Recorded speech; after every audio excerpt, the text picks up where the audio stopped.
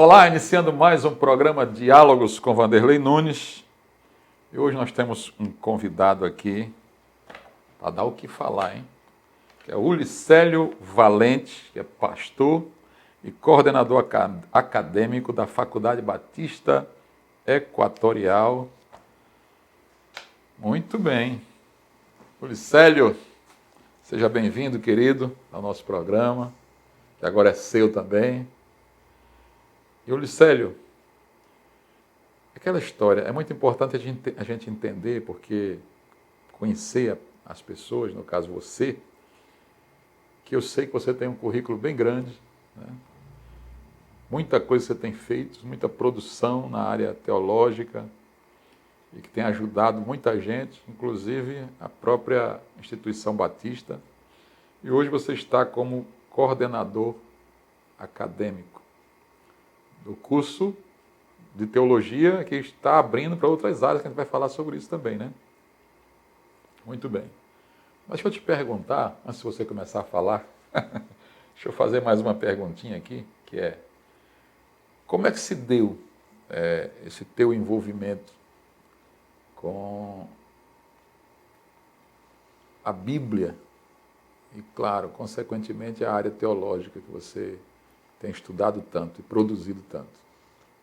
Muito obrigado, estamos aqui, uma alegria muito grande estar conversando com você. O nome é bem interessante, diálogos mesmo, né? Então, eu, na verdade, eu sou mocajubense, que é ali próximo de Cametá, e desde pequeno...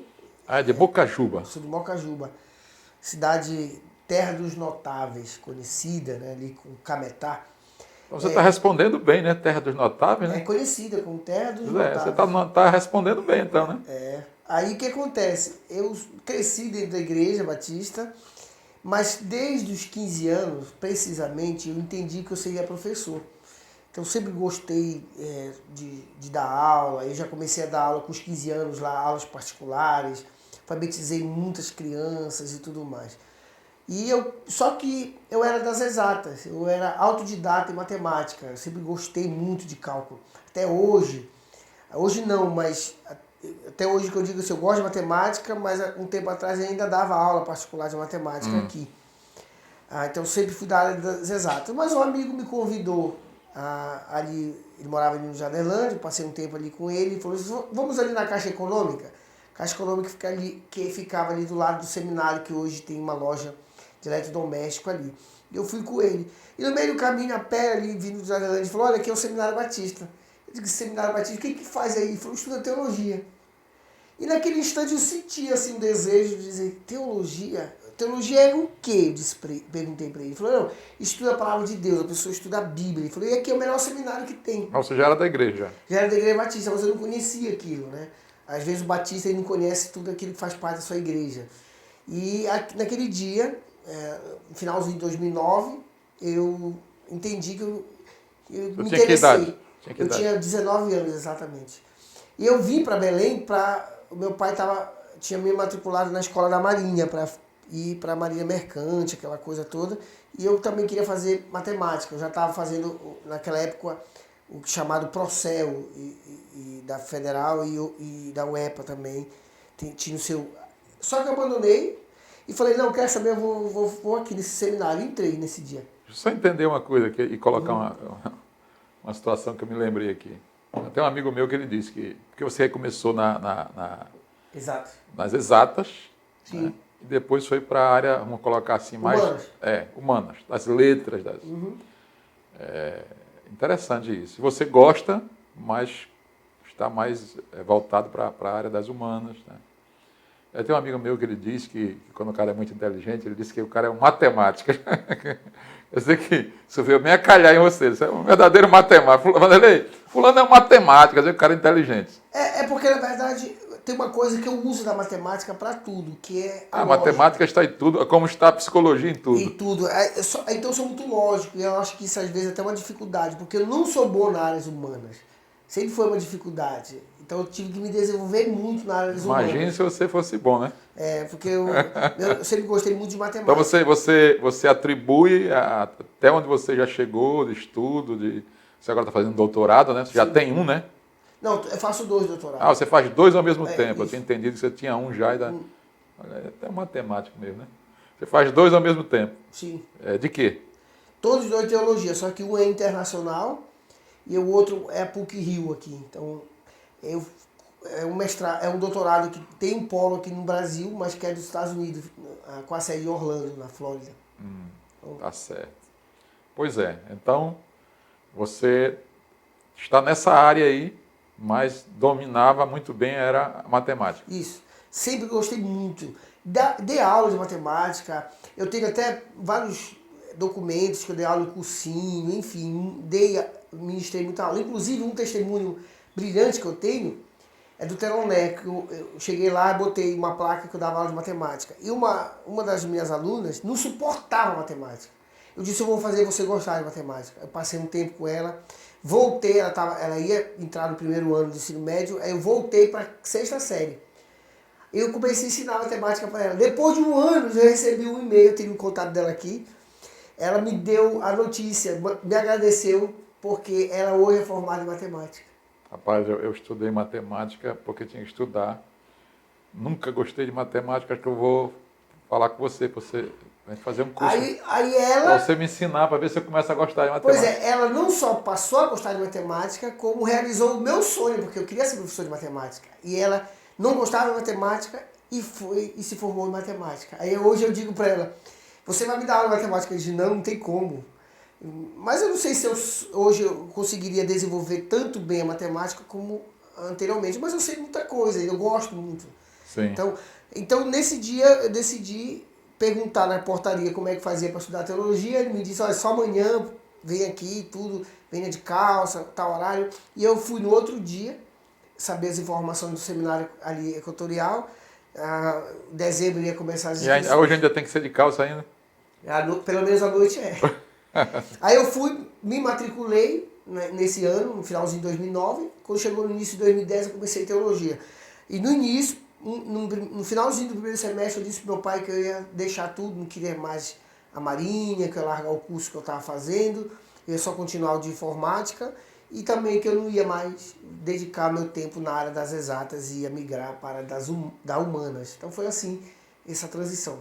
Mas eu gosto muito de matemática. Mas o que foi assim que de fato te atraiu para a teologia? O que foi assim uma coisa que ele diz, isso aqui que eu... Por causa disso aqui que eu vou... É porque o meu pai, ele sempre foi um grande missionário. Só que meu pai transitou em muitas igrejas. Ele é membro fundador em Mocajuba das três maiores igrejas. Aliás, 2 pelo menos. Que é a Igreja Batista de Mocajuba, a Madureira, que hoje é imensa, tem patrimônio. Você diz Madureira da Assembleia? É, meu pai é membro fundador lá. Ele foi o primeiro pastor da Madureira de Mocajuba. Ele comprou o terreno, eu ajudei a construir aquela coisa toda. Hoje é um prédio grande lá, a maioria nem conhece essa história. E depois da Madureira ele foi para uma outra igreja, que é o grande problema, que era uma seita, né? Então ele saiu, ele migrou, e isso criou muita confusão na minha cabeça.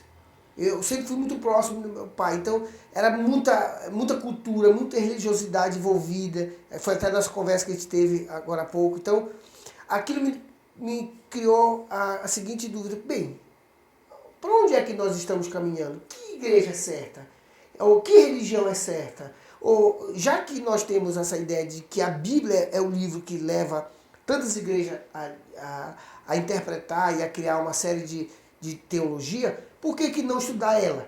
Para, de fato, entender como é que isso funciona. Então, por causa dessa questão, minha cabeça era muito cheia de dúvidas, foi que eu resolvi, então, estudar teologia para me tornar um especialista em Bíblia e assim poder conhecer esse mundo do meu pai. E hoje eu entendo que o meu pai, ele migrou por várias igrejas por não ter uma solidificação na Bíblia, não entender mesmo de fato. E se preocupar mais com a literalidade, com a ideia do que o texto está dizendo e não se preocupar em interpretar o texto, entender as culturas, que as coisas mudam. Coisa muito mais abrangente. Né? Então foi isso mesmo que me causou. Isso.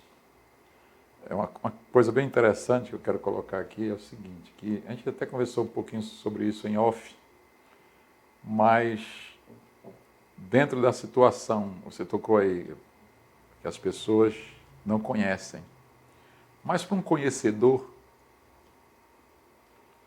quando alguém conhece uma área, né, ele começa a estudar uma área, isso, acho que qualquer caminho, até na medicina, na psicologia, que é uma área minha também, você tem aquele tipo de abordagem que você termina gostando mais e que será para você a verdade.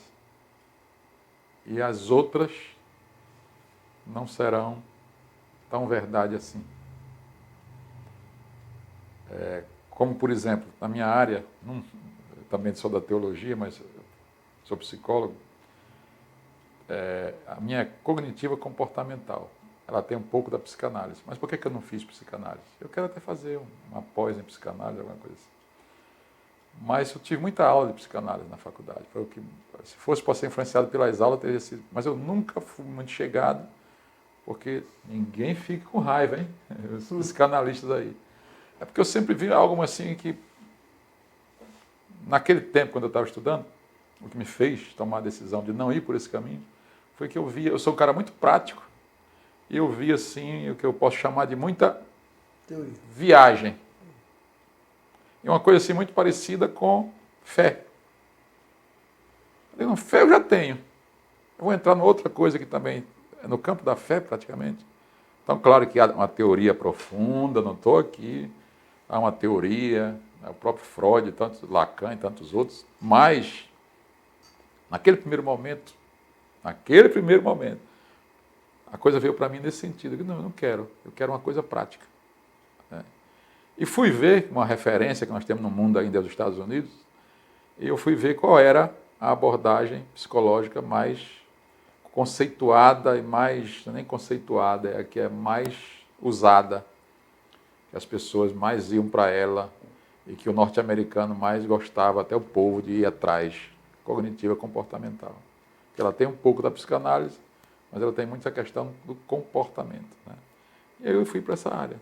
Entendeu? Então, hoje eu olho e vejo, como psicólogo, eu olho e vejo assim, eu gosto dessa área, mas ela não é a verdade. Né? Eu gosto dela, sei das qualidades que ela tem, sei também das limitações, conheço algumas limitações dessa área, e eu vejo isso também no campo da igreja. Né? Alguém pode ter a sua denominação, e um estudioso como você, muito mais, você sabe, e você tem essa coisa de, por ter estudado, e quando a gente estuda, o bom estudante, ele não lê só o que está ali, da grade. É tanto que eu estava fazendo o curso lá, que eu fiz também o curso lá na Equatorial, e o senhor professor dizer assim, olha, tal livro de fulano de tal, não é bom ler, é isso que eu ia ler. Né? Eu disse, não, eu quero ver, mas eu vim aqui justamente porque quando eu fui para lá, eu já pastoreava, eu já tinha uma certa experiência, tinha mais de 35 anos de idade, então, quer dizer, eu já tinha uma experiência. Como eu dizia lá para alguns que eu via que, a gente até brincava e dizia, fulano precisa de uma boa escola bíblica, ele está aqui e caiu de paraquedas, né? Sim. Então, eu gostava sempre de ler, pesquisar, então quando eu fui para lá, eu não fui cru. Eu tinha meus pensamentos, minhas teorias, minhas verdades, minhas coisas. Então, lá foi muito bom, porque se abriu um leque muito maior, eu confrontei as minhas verdades, né? Pude entrar em outros campos, até desconhecidos para mim, né? Sim. E aí vai de Tillich a Rudolf Bultmann, e por aí vai, né? Entendeu? Então, e que tinha muita coisa que eu pensava mais no âmbito filosófico, porque eu tinha lido muito texto de filosofia, e aí eu vi que eles utilizavam isso. Né? Então, faz com que nós, e muito mais você que tem feito tantos cursos nessa área, e é professor hoje, além de coordenador, que você se torne muito mais crítico. Então, vamos dizer assim, institucionalmente falando, a gente continua sendo daquele grupo, daquela instituição. Sim. Mas o coração da gente se abre muito mais, ou seja, o coração que eu digo, o entendimento se abre muito mais e a gente não se torna tão petrificado. Eu estou errado na minha colocação? Não, não está não. Eu penso que o que está faltando muito nas igrejas, e de uma forma geral, é entender a diferença muito grande entre aquilo que nós temos como informação, mesmo ela sendo verdade, porque existe uma ruptura muito grande entre ter informações e saber de fato o que aquela informação implica na vida de alguém e na nossa vida. Vou dar um exemplo. Se você perguntar para a grande maioria do povo evangélico que se Jesus morreu na cruz por ele vai dizer sim. Isso é uma informação. Se você perguntar se Jesus era Deus, a grande maioria vai dizer sim, Jesus era Deus. Mas isso também é uma informação. Agora, o que de fato isso implica na vida das pessoas? E o que de fato isso implica na sua vida? Então, o que nós temos talvez de grande diferencial é que exatamente a igreja ela fica muito presa à informalidade. Aquilo que nós ensinamos como teoria, que são verdades, que Jesus morreu na cruz, que ele vai em busca do pecador e tudo mais. No entanto, isso faz com que nós nos tornemos pessoas, na grande maioria, alheios à humanidade. E nos faz esquecer daquilo que Jesus nos ensinou nos evangelhos, que é a resposta dessas informações, aquilo que nós temos, que nós já recebemos dele e agora nós reproduzimos isso de forma prática. Então, este tem sido o grande desafio. Então, quando você tem a leitura e conhecimento, no entanto, esse conhecimento, essa leitura te faz entender que isso não é suficiente como instituição, como religião, mas que isso deve te levar à prática e o desenvolvimento daquilo que a informação, como a informação chegou de Jesus aos apóstolos e aos demais. Então, eu saber que Jesus Cristo exige de nós que nós amemos uns aos outros, eu posso apenas entender isso como um aspecto sentimental, porque é uma informação. Mas Jesus não está falando apenas, por exemplo, e o senhor sabe disso como psicóloga, essa questão da emoção.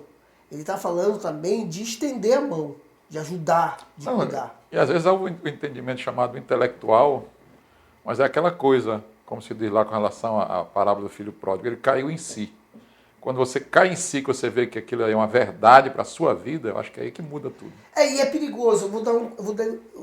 É perigoso você ter informação teológica, que ela até pode ser bíblica, ou para você ser uma verdade, mas que isso pode subjugar uma outra verdade. Eu conheço um caso de um rapaz que entendia, por exemplo, que tudo estava no controle de Deus, e é verdade, tudo está no controle de Deus.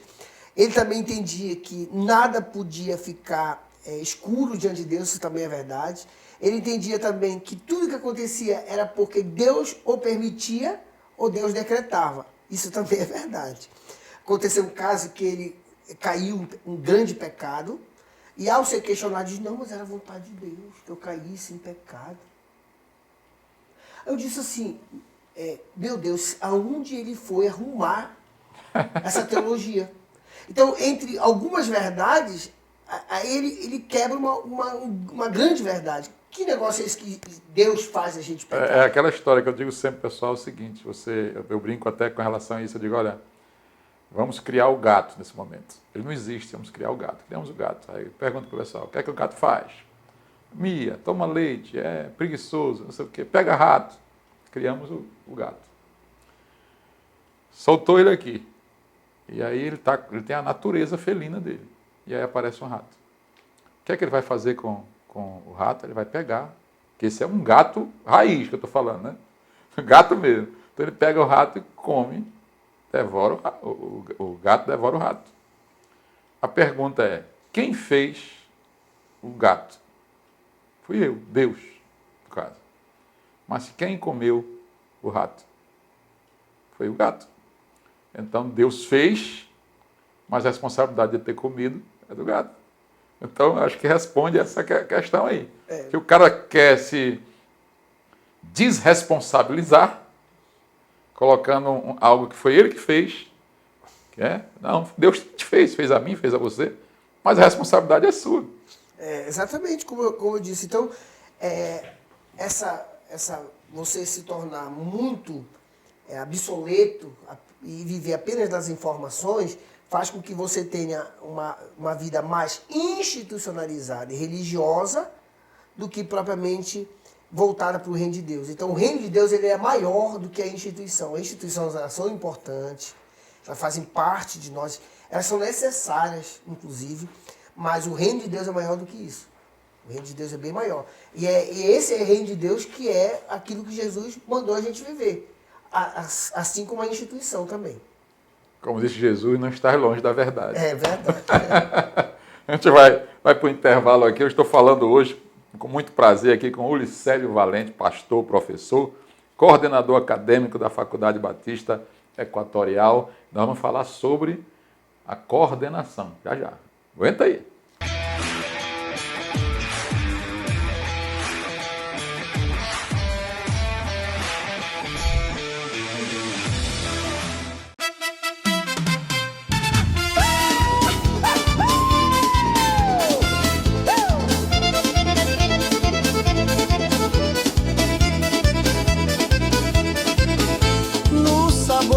Da gente dá pra sentir, tem pimenta, tem amor, é de se divertir. Lá na cozinha ou no churrasco do quintal, eita, alimentos, é sabor sem igual. Eita, eita, que sabor gostoso. O Brasil é do norte, é do povo, é do meu perfil. Nos temperos, nos molhos, é sempre o mais sutil. Eita, alimentos, o melhor sabor do Brasil. Do tucupi a pimentinha especial, tem sabor que conquista até o nacional. É tradição, é calor, é paixão no paladar. Eita, alimentos, é pra te conquistar. Eita, eita, que sabor gostoso. O Brasil é do norte, é do povo, é do meu perfil. Nos temperos, nos molhos, é sempre o mais sutil. Eita, alimentos, o melhor sabor do Brasil.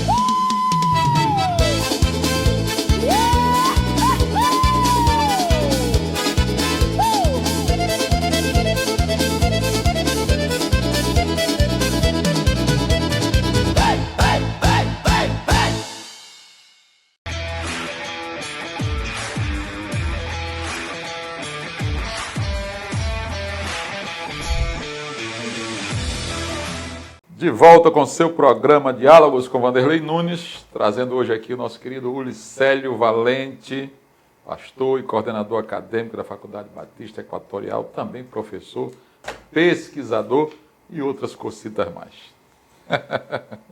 Não é, Ulicélio? Vou falar tudo o que você já fez e faz e ainda fará, é muita coisa. Muito bem. Mas como foi que está havendo uma mudança, né, na faculdade? Na Faculdade Batista, está havendo uma mudança, e eu creio que para melhor, né? Andou aí com algumas dificuldades, mas agora, acho que desde 2022 a coisa começa a caminhar, né? E a gente tem um carinho, estudou lá, né? Eu tenho muito carinho lá para aquela instituição. Mas hoje, além de tudo, você é o coordenador acadêmico. Está lá há quanto tempo como coordenador? Como coordenador desde o final de 2022, mas precisamente em janeiro de 2023, quando foi efetivado. Nós estamos aí lá no seminário. E é bom lembrar que o seminário equatorial, ele não é só uma instituição batista, ele é um patrimônio dos paraenses, pela seguinte razão, e se muita gente, ou a grande maioria não sabe disso, mas nós somos mais antigos que a Universidade Federal do Pará. Nós somos de 1955. 70 anos. Né? 70 anos, nós fizemos esse ano, 2 de agosto. Então nós somos pelo menos 3 anos mais antigos que a Federal, que ela começou os seus trabalhos em 58. Então nós somos 55. Nós ajudamos a desenvolver a educação propriamente dita no Estado, né? Então, não só na área teológica, mas também em outros aspectos. nós ajudamos a desenvolver. Muitos nossos professores, até reitores, já foram professores da UEPA, da Federal, já ajudaram lá. Nós temos o saudoso pastor Jussier, que já foi pró-reitor da Federal, foi talvez eu posso estar enganado, mas foi um dos pioneiros que trouxe psicologia para as universidades públicas. Então, o seminário, o pastor Jussier, que fez doutorado em psicologia nos Estados Unidos, foi um dos pioneiros. Então, o Seminário Equatorial contribuiu muito para o desenvolvimento da educação teológica, e não só isso. Ele também formou muita gente que não era batista, eu mesmo. Sim. Estudei lá.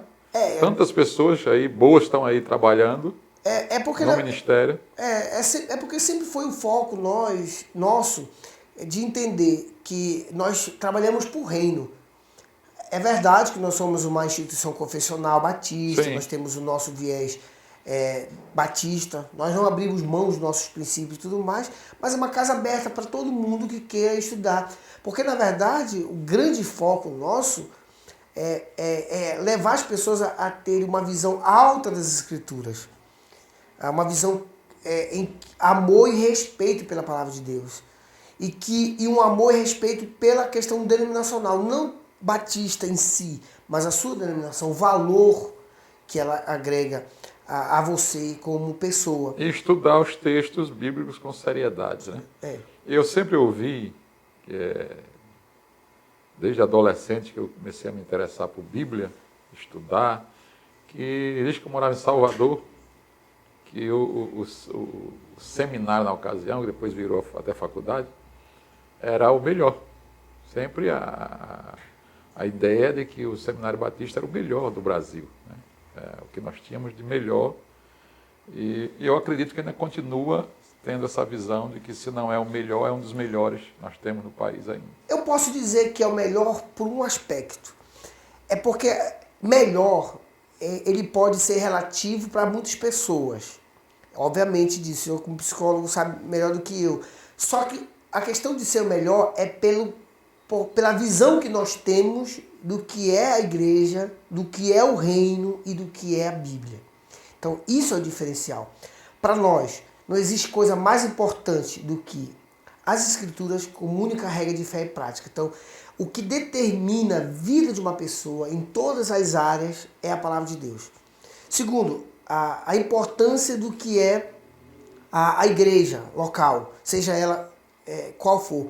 A valorização da igreja como um divisor de água na vida das pessoas e o quanto ela pode contribuir para a sociedade, o quanto ela pode ajudar a construir uma sociedade melhor, o quanto de trabalho que ela pode desenvolver. Então, e também a questão do reino de Deus, de entender que o reino de Deus está acima de tudo e de qualquer pessoa. A gente entende, por exemplo, que o reino de Deus ele é o maior entre todos os reinados que a gente possa existir na face da terra. Se todo mundo tivesse esse pensamento e o levasse a sério, nós não teríamos tantas brigas religiosas, verdadeiras guerras santas, ou nada santas eu digo, né? Tantas intrigas. Se nós chegássemos à conclusão, com aquele velho pensamento que diz, aquilo que nos une, que é Cristo, é maior do que o que nos separa, porque isso aí se tornou uma palavra, uma frase, que é apenas uma frase. Na prática ela não fala muito alto, porque nós não levamos a sério. E aí nós passamos a idolatrar, porque o institucional é importante, é necessário, como você falou, mas ele não pode também estar acima de Cristo, e nem doutrina alguma. Muitas vezes nós estamos colocando nossas doutrinas acima de Cristo. Daí a doutrina começa a salvar. E o Salvador é Jesus, né? A doutrina começa a salvar, eu coloquei Jesus de lado, e aí eu fico falando dos outros que tem outros intercessores. E fulano pede a intercessão não sei de quem, de santo e tal, mas eu não estou usando também algo aqui como intercessor, que se não for isso aqui, está perdido. E Cristo, o Salvador Cristo, como é que fica nessa história? E temos um diferencial.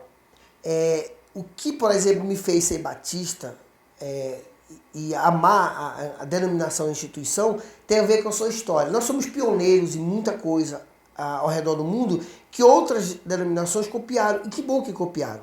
Exemplo, Nós somos pioneiros em missões. Ninguém foi tão eficaz em missões do que os batistas. É verdade que não foi o batista que fundaram missões, isso é óbvio, isso vem desde os evangelhos. Mas quem teve a audácia e nós somos, por exemplo, a maior denominação do mundo, só perdemos para o catolicismo romano como denominação. Nenhuma denominação chega perto de nós, de evangélicos. Por quê? Por causa da questão missionária. Nós somos a primeira junta missionária organizada do planeta, que é a junta que veio com Ira Kelly ali na Índia. E nós temos duas coisas muito fortes no Brasil, Junta de Missões Nacionais e Junta de Missões Mundiais. A Junta de Missões Nacionais é pioneiro em trabalho com drogas, com drogados, na Cracolândia, por exemplo, que a gente conhece tanto no Brasil, que já passou diversas vezes na televisão. Nós temos esse trabalho, porque missões para nós é prioridade. E missões tem a ver com o reino de Deus, não necessariamente com a denominação. Então, nós trabalhamos para desenvolver missões ao redor do mundo. Somos pioneiros nisso, nós somos pioneiros na luta contra a escravidão. Nós somos pioneiros na luta com o racismo. Aí nós temos o célebre, saudoso pastor batista, Martin Luther King. Então nós temos muito essa visão. Martin Luther King Jr. E isso parte porque também nós não temos um vulto ou batista, ou a gente não tem um profeta batista que nos orienta. Porque nós também, diferente das outras denominações, pastor Vanderlei, a gente não começou com clérigo, com pessoas intelectuais, nós começamos com pessoas leigas, nós somos pioneiros na luta para que os índios tivessem direito às terras, por exemplo. Nosso povo era um povo mais laico, e a teologia, o estudo veio depois. Isso fez com que nós amássemos as pessoas, de fato, e evangelizássemos ela. Então, nós somos pioneiros nesse sentido. Então nós não surgimos com uma declaração de fé. Nós não surgimos com um eixo doutrinário que veio de outra pessoa. Então nós temos esse princípio, que a Bíblia é a única regra de fé e prática. E isso faz com que a gente tenha o amor pelas Escrituras e que ela determina a nossa vida, nossa visão sobre a igreja, sobre as pessoas, sobre o reino, sobre tudo. Então, esse é o diferencial. E por isso que a gente entende essa importância das Escrituras. A gente não tem uma pessoa que diga pra gente o que aquele texto diz. A gente não tem pessoas que sejam um verdadeiro intérprete daquele texto. Por quê? Porque a gente entende que a pessoa é livre para examinar as Escrituras e embora a igreja ela tenha a sua confissão de fé, né? Uhum. Ela tem como prescrição e não como dogmatização. Nós prescrevemos a nossa declaração como um bom manual, como uma boa referência que nos orienta. Mas ela não é taxativa no sentido de que você ali está a única verdade, né? Mas você, como coordenador, tem no seu coração que a verdade mesmo só em Cristo, né? Só em Cristo. A gente encontra apenas em Cristo. Na verdade, a denominação ou as instituições, elas são bons referenciais que devem direcionar para Cristo. Quando uma instituição como a nossa, o Seminário Equatorial, que você entra hoje lá, você vai ver os versículos bíblicos nas paredes, você vê a intenção nossa, o nosso desejo de exaltar e glorificar apenas o nome do Senhor. Então, se esse não for o objetivo de qualquer instituição, inclusive o nosso seminário, perdeu o sentido. Justamente, mas o que eu quero dizer é que, na verdade, todo mundo diz isso. Tá? Sim, sim. O que eu estou colocando é que muitas vezes, na maioria das vezes, nós terminamos colocando voltando àquilo que eu falei, né? Que por causa do nosso viés, por causa daquilo que nós recebemos, por herança, nós temos aquela visão que aquilo ali é tudo verdade, é a pura verdade, e que, na verdade, os outros não estão na verdade. Tem uma parte da história dos batistas interessante. Os batistas surgiram debaixo do reinado no governo da Inglaterra. E o primeiro trabalho que foi feito contra a questão do Estado foi um trabalho de um batista. Tem os dois fundadores, né? Thomas Helves e John Smith. O Thomas Helves era advogado. Ele escreveu um tratado, foi preso e morto por causa disso na prisão, que a igreja não pode estar debaixo de uma pessoa, que era o rei da Inglaterra. e apenas que o cabeça da igreja era Cristo. Então os batistas foram o primeiro a lutar que as pessoas tinham o direito de seguir a religião que quisesse, de adorar a Deus da forma como ele quisesse. Não no sentido de que a gente não entendesse a verdade que era Cristo, a importância, mas não como algo que a instituição ou que o Estado deveria impor na vida das pessoas. Um direcionamento do próprio Estado ou da fé. Ou da fé. Então, a fé ela não pode ser patrimônio de uma instituição. Isso também é uma visão batista. Que nós, batistas, somos detentores da verdade. E que não existe verdade fora dos batistas. Então, assim... Porque isso aí seria uma atitude idolátrica. Então, assim como eu quero ter o direito, o amor e o respeito de ser batista, eu devo dar esse direito a outras pessoas. Por quê? Porque o reino de Deus... De serem o que quiserem ser. E o reino... Por quê? Porque o reino de Deus, ele não é feito para nós de uma personificação institucional. Ela apenas é um instrumento usado por Deus para apontar que é Cristo. Então, esse é o entendimento dos batistas. E quem quiser estudar na Faculdade Batista Equatorial, que não é só teologia, né? Quais são os cursos que tem lá? A gente tem hoje curso de História, Pedagogia, Comunicação e Marketing, Música. Então, hoje, nós entendemos que nós estamos querendo formar vocacionados para todas as áreas do conhecimento e abençoar a sociedade como um todo. Esses cursos que estão disponíveis, você pode encontrar por meio das nossas redes sociais, Instagram, Facebook, o nosso site. É só colocar Seminário Equatorial no Google, você vai entrar direto no nosso site e ver lá todos os nossos cursos e todas as informações que você precisa do curso, você encontra lá. Tá. A gente utiliza e o Instagram qual é? Seminário Equatorial também, lá você vai ver... Facebook também? Facebook.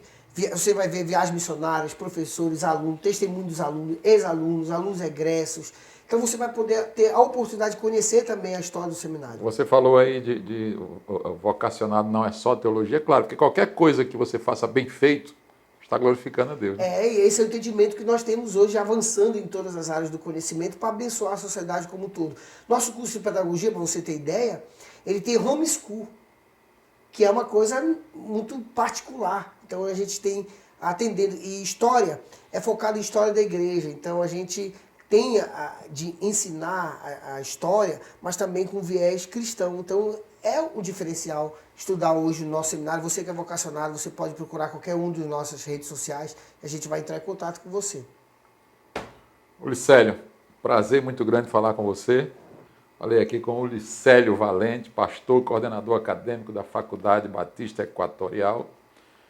E tenho só que te agradecer realmente, foi muito bom estar com uma pessoa que sabe o que está falando, sabe do que está falando, é muito interessante. Eu espero que nós possamos verdadeiramente aí estreitar cada vez mais essa amizade, já temos um bom tempo de conhecimento já, né? Através do Elídio. Nosso amigo, pastor Elídio. Muito bem, isso que eu digo que ele é sempre o meu herege preferido. Tá certo? Dê uma palavrinha final aí pra gente. Primeiramente, quero agradecer a oportunidade, é muito bom e parabenizar por essa iniciativa. É algo muito prazeroso ouvir e aprender, ter acompanhado o seu trabalho nas redes sociais, tantas pessoas, e ter aprendido muito com o seu programa. Quero convidar você a acompanhar, assistir, indicar para outras pessoas, mandar o link para outras pessoas, poder assistir e aprender com diálogos do Vanderlei Nunes. Muito bem.